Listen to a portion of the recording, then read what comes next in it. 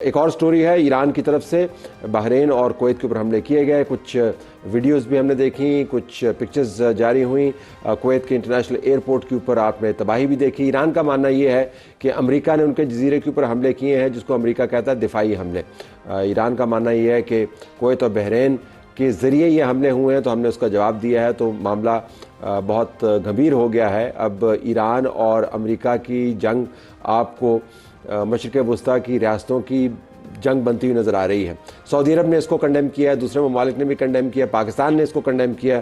تو ہم یہ جاننا چاہیں گے کہ یہ امریکہ اور ایران اور اسرائیل کا معاملہ کہیں مسلمان ریاستوں کی جنگ کا باعث نہ بن جائے. تو اس کے اوپر خالد المینا ہمیں جوائن کر رہے ہوں گے سعودی عرب سے, عرب نیوز اور سعودی غزل سے منسلک ہے. ناظرین, امریکہ کی ایران کے خلاف جنگ ایک اور خطرناک رخ اختیار کر رہی ہے بتدریج, اور وہ رخ ہے ایران کی طرف سے حملے مڈل ایسٹرن ممالک کے اوپر. بحرین اور کویت کے اوپر حملے ہوئے ہیں, اور کویت کی طرف سے جو بیان جاری کیا گیا ہے اس کے مطابق ایران سے داغے گئے 13 میزائل اور 17 ڈرون انہوں نے تباہ کیے ہیں. کچھ میزائل ان کے ڈبریز گریں یا شاید ڈرونز گرے, وہ نقصان پہنچا پائے. کویت کے انٹرنیشنل ایئرپورٹ کے اوپر آپ نے تصاویر دیکھیں. اس کو کنڈیم کیا, پاکستان نے کنڈیم کیا, سعودی عرب نے اس کو کنڈیم کیا.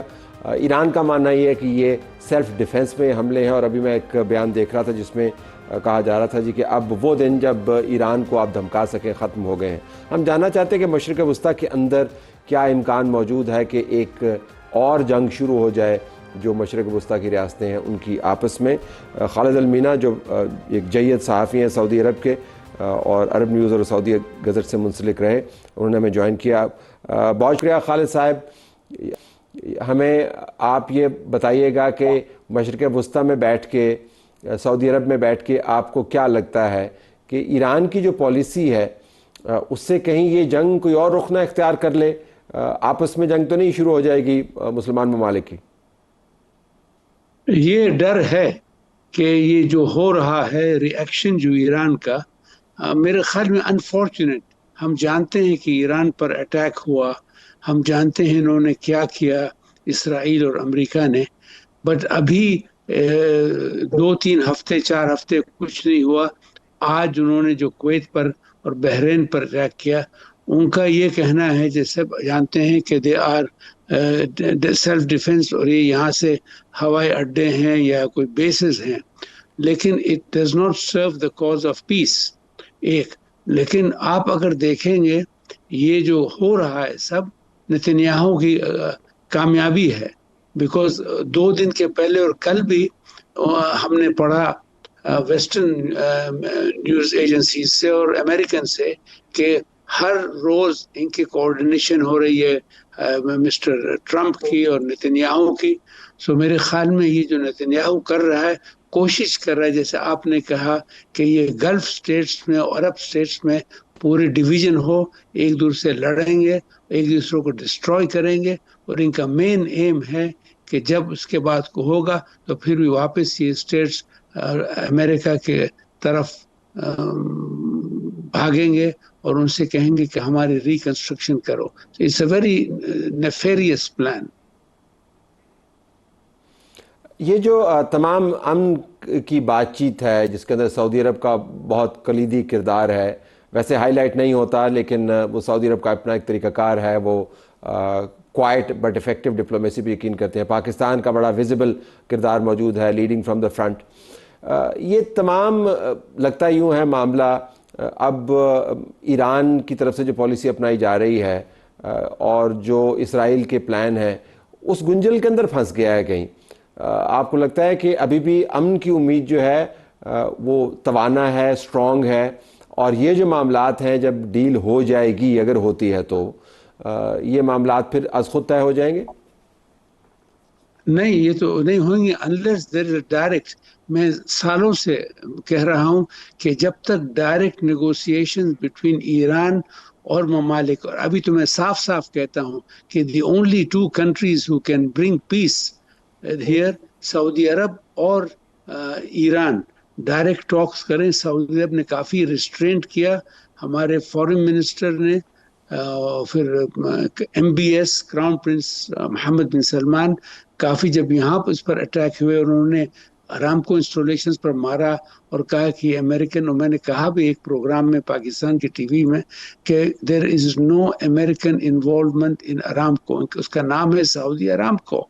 तो अब बिला वजह कि आप सऊदी अरब पर जो हज के पहले उन्होंने काफ़ी अटैक किया, तो मैं ये इनकी पॉलिसी है।